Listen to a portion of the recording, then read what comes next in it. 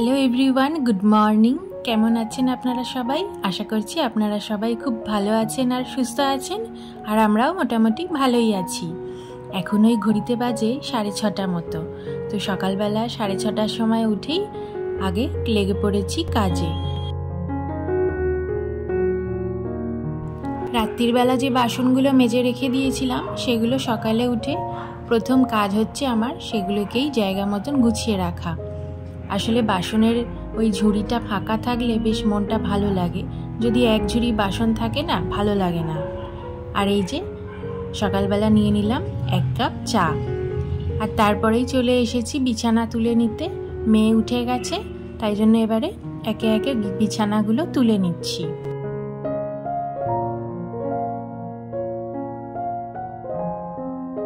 আর আজকে না সকালবেলা ঘুম ভেঙে গেছে ভোরবেলার দিকেই, তাই জন্য উঠে পড়লাম। ভাবলাম আর শুয়ে থেকে কি করব, উঠে যাই, কাজগুলো টপ টপ করে ফেলি। আর আজকের ওয়েদারটা না কীরকম গুমোট, ভ্যাপসা গরম। ঘুম থেকে উঠেই দেখি চারিদিকে ধোঁয়া।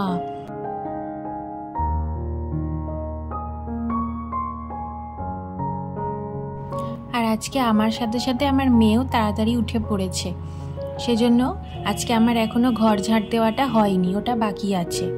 তো এই যে এদিকে কথা বলতে বলতে আমার এই ঘরের বিছানাটা কিন্তু তোলা হয়ে গেল। আর এই যে পাশের ঘরেও এবার চলে এসেছি। জানলা টানলাগুলো এবার একটু খুলে দিই, আলো আসুক ঘরটাতে, আর একটু ডাস্টিং করে নেব।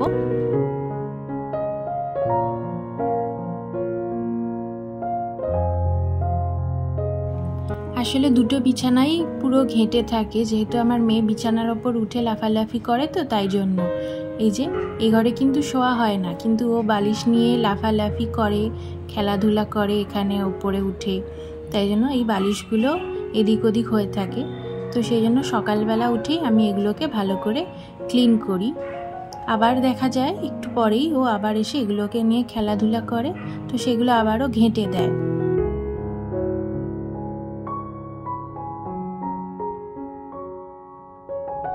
আসলে সকালবেলা উঠে না ঘরের এই বিছানাটা যদি বেশ টান টান থাকে, বেশ দেখতে ভালো লাগে। সেই জন্য আর কি প্রত্যেক দিনই আমি এই দুটো বিছানাকেই পুরো টান টান করে গুছিয়ে রাখি।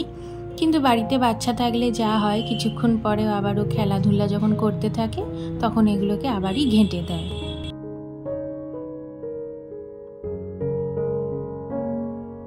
তো এই যে এখানে আমার দুখানা বিছানায় খুব ভালোভাবে টান টান করে গোছানো হয়ে গেছে। এইবারে একটুখানি ডাস্টিং করে নেব, কারণ ডাস্টিং না করলে প্রচুর ধুলো ময়লা জমে যায়, তাই জন্য আমি ওটা রেগুলারই করি।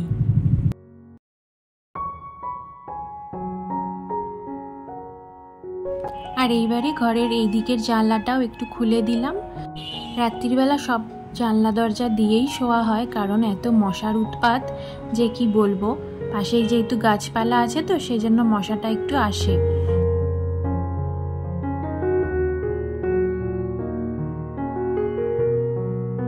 আর আজকে যেহেতু আমার সাথে সাথেই প্রায় মেয়ে উঠে গেছে, সেই জন্য আজকে একটু তাড়াহুড়ো করে কাজ করতে হবে, কারণ ওকে আবার ব্রেকফাস্টটা করাতে হবে, সেই সাথে ব্রেকফাস্টটার প্রিপারেশনও করতে হবে। এখন আমি কিছুই করে রাখিনি, তাই জন্য একটু তাড়াতাড়ি করে কাজগুলো করে নিচ্ছি।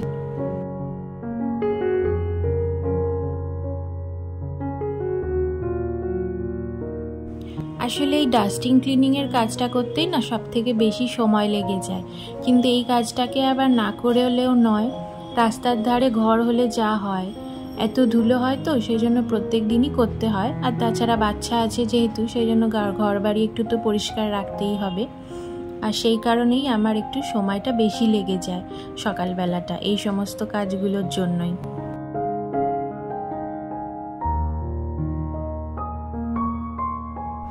আর আমি এই সমস্ত কাজগুলো যখন করতে থাকি, বিশেষ করে যখন শ্যুট করি, তখনই কিন্তু আমার মেয়ে আমার পিছন পিছন চলে আসে।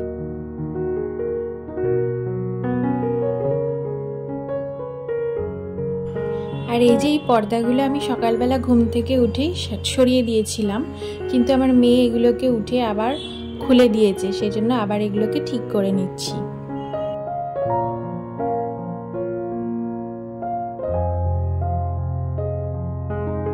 তো এরকমভাবেই চলতে থাকে। কোনো কাজ অনেকবার করেই করতে হয়, কারণ বাচ্চা তো বললেও শোনে না, ও যেটা করতে চায় তো করতেই থাকে। তো সেই কারণে কোনো কোনো কাজকে 2বার 3বার করে করতে হয়, আর সেই জন্যও কিন্তু অনেকটা টাইম চলে যায়। আর এই যে এবারে এই ঘরটাতে ডাস্টিং করতে চলে এসেছি, আর এর মাঝে কিন্তু আমি মেয়েকে ব্রেকফাস্টটা করিয়ে দিয়েছি।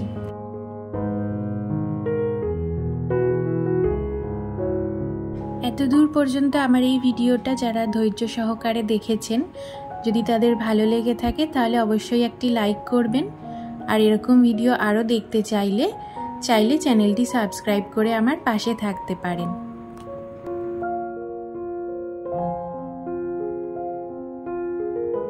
আর যারা যারা চ্যানেলটি অলরেডি সাবস্ক্রাইব করে দিয়েছেন তাদেরকে অসংখ্য ধন্যবাদ।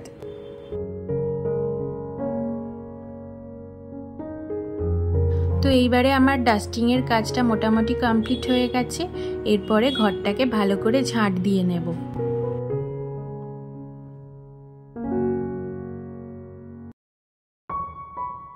আর আজকে সকাল সকাল ঘুম থেকে উঠলে কি হবে, যেহেতু আমার সাথে সাথেই মেয়ে উঠে পড়েছে, সেই জন্য আজকে না আমার কাজ করতে একটু লেট হয়ে যাচ্ছে। আজকে ওদিকে আমার এখনও রান্নার কিছু জোগাড় করাই হয়নি, শুধুমাত্র ওকে ব্রেকফাস্টটা করিয়ে দিয়েছি। এখনও পর্যন্ত আমিও কিছু ব্রেকফাস্ট করে উঠতে পারিনি।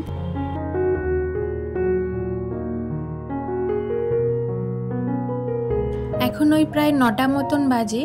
তো উঠেছি যেহেতু অনেকক্ষণ আগেই, তাই জন্য না প্রচুর জোরে খিদে পেয়ে গেছে, কিন্তু আমার এখনও ব্রেকফাস্টটা করাই হয়নি।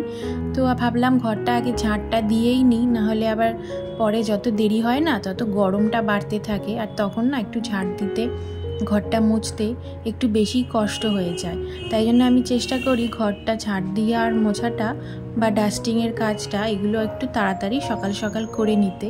সেই সময় একটু ওয়েদারটা অতটা গরম গরম থাকে না, আর বেলা যত বাড়ছে, এখন যা রোদের তাপ বাড়ছে, তো সেই সাথে আরও গরমটাও বাড়ছে।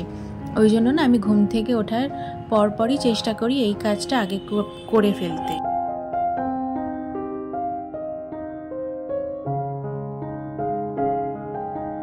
তো এদিকে কথা বলতে বলতে আমার ঝাঁট দেওয়াটাও কমপ্লিট হয়ে গেল। এরপরে অফ ক্যামেরাতে ঘরটাকে ভালো করে মুছে নিয়েছি। আসলে কি বলুন তো, ক্যামেরা চালু করে কাজ করতে গেলে না একটু দেরি হয়ে যায়। আজকে যেহেতু বললামই সব কিছুই দেরি হয়ে গেছে, তাই জন্য আর ঘর মোছাটা আর শ্যুট করিনি।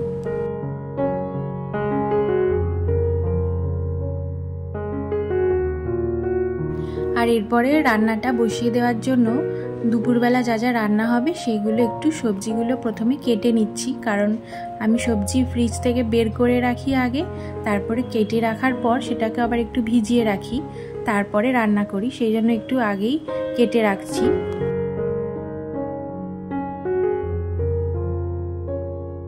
আর এই সবজিগুলো কেটে নিয়ে তারপরে আবার ব্রেকফাস্টটা তৈরি করব। আজকে না একটুখানি স্যান্ডউইচ বানিয়ে খাবো, তাই জন্য আর কি একটু ঝামেলার কাজ আছে বলে আগে এই সমস্ত কাজগুলো রেডি করে রাখছি, তারপরে আমি আমার ব্রেকফাস্টটা তৈরি করব।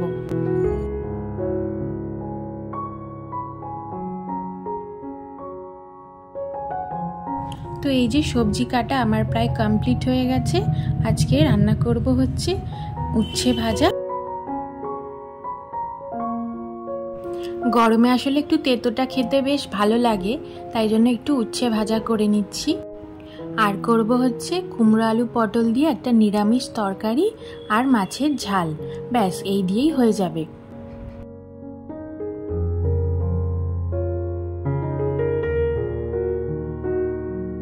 তো ওদিকে উচ্ছেটা ভাজা বসিয়ে দিয়ে এদিকে এবারে বাকি যে সমস্ত কাটাকুটি করতে বাকি রয়েছে সেগুলো কেটে নিচ্ছি। এদিকে পেঁয়াজ টমেটো এগুলো কাটতে হবে। আর আজকে আমি বললাম আমি স্যান্ডউইচ খাবো যেহেতু, সেই জন্য তার জন্য একটুখানি ক্যাপসিকাম আর পেঁয়াজ একটু কেটে নেব। আর এই রিং রিং করে পেঁয়াজ না আমি খুব ভালোভাবে কাটতে পারি না, আজকেও এখানে দেখুন সমস্তগুলোই ভেঙে যাচ্ছে।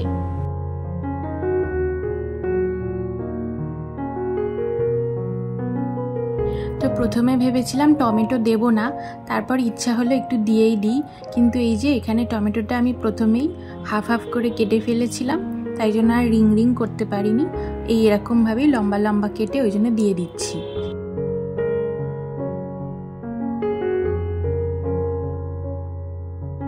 আর এদিকে ক্যাপসিকামটা তো ভেবেছিলাম রিং রিং করে কাটতে পারবো, কিন্তু এই যে দেখুন কি হলো, এটাও কাটতে পারিনি, এটাও এরকম ভেঙে চুরে গেছে। তো যাই হোক, ওই দিয়েই যা হোক করেই খেয়ে নিয়েছি, খাওয়ার টেস্ট পেলেই হলো। আর এদিকে আমার উচ্ছে ভাজাটাও কমপ্লিট হয়ে গেছে, এবার এটাকে তুলে ফেললাম।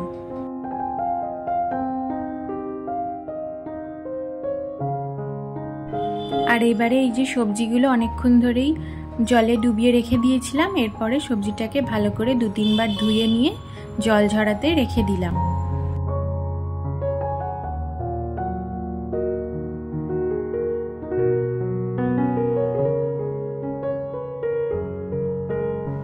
আর এই চাল ধোয়ার জলটাকে আমি প্রত্যেক দিনই স্টোর করি। আমার যেহেতু একটি গাছ আছে, মানি প্ল্যান্ট গাছই, অন্য কোনো গাছ সেরকম নেই, তো সেই গাছটাতেই চাল ধোয়া জলটা আমি প্রত্যেক দিনই দিয়ে থাকি।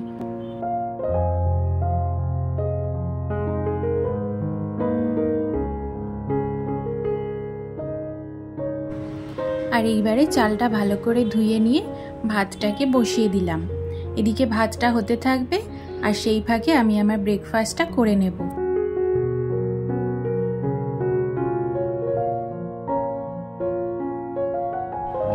তো ভাবলাম আগে গাছে জলটা দিয়েই আসি, কারণ সকাল থেকে তো একটু গাছে জল দেওয়া হয়নি, তো জলটা যদি পেয়ে যায় সকাল সকাল তাহলে গাছের জন্যও ভালো। তাই জন্য সকালবেলা গাছে জলটা দিয়ে দিলাম তাড়াতাড়ি। তো এসে দেখি বেশ অনেকগুলো হলুদ পাতা হয়ে গেছে, তো সেগুলোকেও একটুখানি ছেটে ছুটে দিলাম।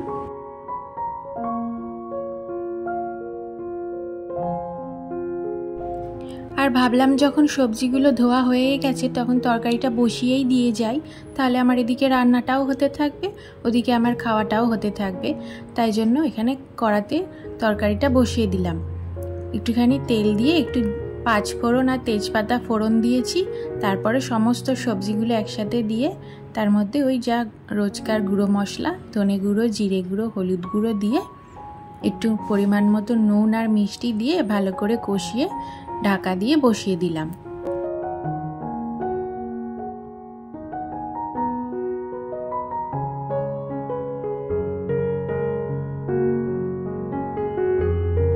তো সবজিটা কষিয়ে নেওয়ার পরে ঢাকা চাপা দিয়ে রাখার পর পরিমাণ মতন জল দিয়ে এটাকে আবার সেদ্ধ হওয়ার জন্য বসিয়ে দিলাম।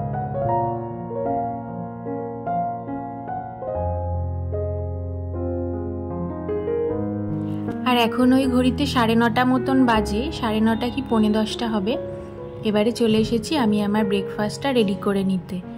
তো বাটার দিয়ে প্রথমে ব্রেডগুলোকে ভালোভাবে সেঁকে নিয়েছিলাম, তারপরে একটুখানি সস মাখিয়ে দিলাম। আর আমি টমেটো সস খেতে কিন্তু ভীষণ ভালোবাসি, তাই জন্য সসটা একটু বেশি করেই দিয়েছি।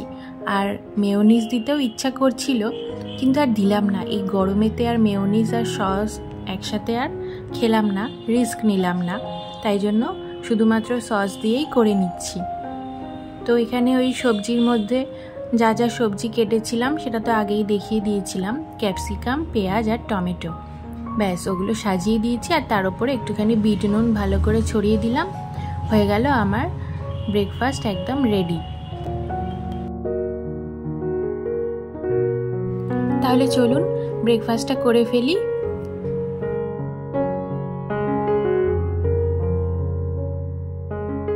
তো এর ফাঁকে দুধ দিতেও চলে এসেছিল, আর দুধটা দেওয়ার সাথে সাথেই আমি জাল দিয়ে রাখি, কারণ যা গরম পড়েছে দুধ বেশিক্ষণ রেখে দিই না, কাঁচা দুধটা আর কি।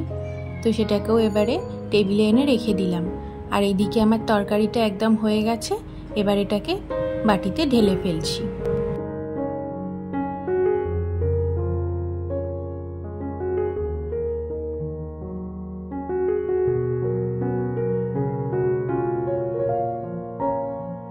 তো এইবারে সমস্ত রান্নাই হয়ে গেছে, শুধু বাকি রয়েছে মাছের ঝালটা করা।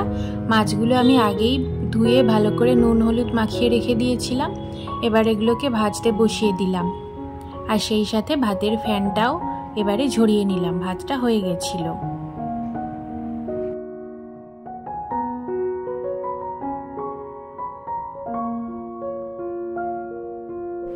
তো এদিকে মাছগুলো ভাজা হয়ে যাওয়ার পর মাছের ঝালটা এবারে ঝটপট করে বসিয়ে দিলাম।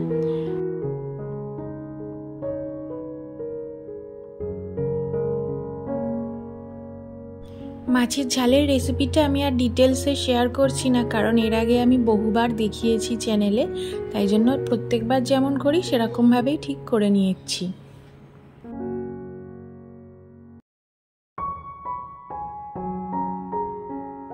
তো এই যে রান্নাবান্না কমপ্লিট করতে করতে আজকে প্রায় 10টা সাড়ে 10টা বেজে গেছিলো। এরপরে আবার বাসন টাসন মাজা আছে, রান্নাঘর পরিষ্কার করা আছে, তো ওইগুলো করতেও একটু সময় লেগে যায়। তারপরে তো আবার একে একে মেয়েকে স্নান করানো, খাওয়ানো সব কিছুই রয়েছে। আসলে সকালবেলার দিকটা না একটু হেকটিক হয়ে যায়। যতই সকালবেলা উঠি না কেন মনে হয় যেন আরও যদি সকালে উঠতাম তাহলে মনে হয় ভালো হতো।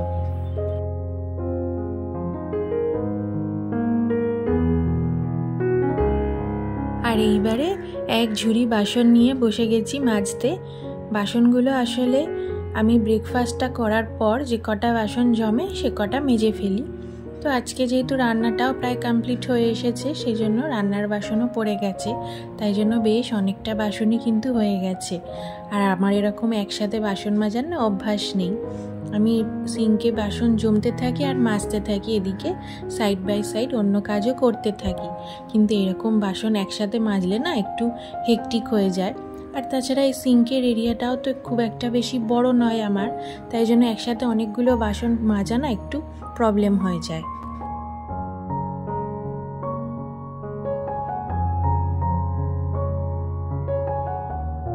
তো এদিকে বাসন টাসন মাজা আমার প্রায় সব কমপ্লিট হয়ে গেছে। এইবারে গ্যাস ওভেনটা ভালো করে মুছে নিয়ে রান্নাঘরের স্ল্যাবটা ভালো করে মুছে নেব, ব্যাস তাহলেই আমার এদিকে রান্নার ঘরের কাজ একদম কমপ্লিট হয়ে যাবে।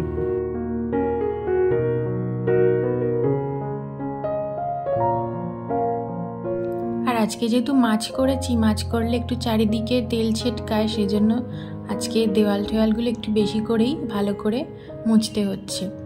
এমনি রোজই আমি এরকমভাবেই একটুখানি লিকুইড দিয়ে মেজে নিই, তাহলে আর তেল ছিটে ভাবটা থাকে না। তাহলে চলুন, আমার এদিকে রান্নাঘর একদম পরিষ্কার করা হয়ে গেল।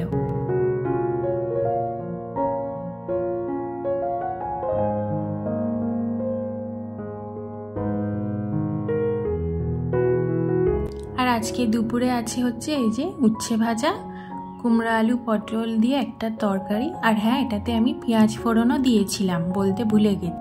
আর আছে মাছের ঝাল।